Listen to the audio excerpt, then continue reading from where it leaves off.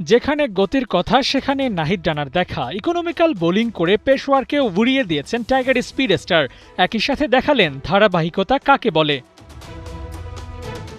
লাহোরের বিপক্ষে Babur মেন্ডিসের জুটিতে fighting total পায় পেশোয়ার জালমি। ১৭৪ রানের টার্গেট ডিফেন্ড করতে নেমে প্রথম উইকেটটাই নেন শরীফুল ইসলাম। উইকেট শিকার করলেও রান দেয়ায় খরচে থেকে যান শরীফ, সেই সুযোগটাও নিতে পারেনি লাহোর। নাহিদ রানা, ব্রেসওয়েল, ইফতেখারদের কিপটে বোলিংয়ের সামনে পাত্তা পায়নি মোস্তাফিজরা।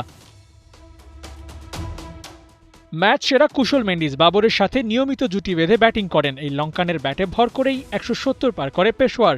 স্কোরটা খুব বড় না হলেও নাহিদ রানা, ইফতেখারদের বোলিংয়ের সামনে এই রান চেজ করাটাও যেন অসাধ্য হয়ে পড়ে লাহোরের সামনে, আর তাতে ৯৭ রানেই অল আউট হয়ে যায় লাহোর।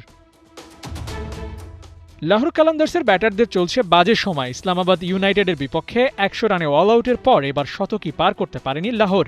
তার উপর পারভেজ ইমনের ইনজুরি দলটাকে দিয়েছে আরও পিছিয়ে। ব্যাটিংটা হচ্ছে না আপ টু দ্য মার্ক, কিন্তু পিছিয়ে নেই ওদের বোলিং ইউনিট। শাহিন শাহ আফ্রিদি আর মোস্তাফিজ জুটি ইকোনমিক্যাল বোলিংয়ের সাথে নিয়মিতই উইকেট নিচ্ছেন, তবুও ম্যাচটা জেতা হচ্ছে না। ৪ ম্যাচে ২ জয় নিয়ে টেবিলের ৬ নম্বরে লাহোর কালান্দার্স। অন্যদিকে সমান ম্যাচ খেলে পেশোয়ারের জয় ৩টি।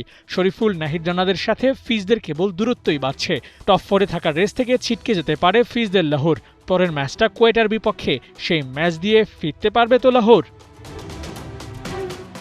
আবু নাইম, ৭১।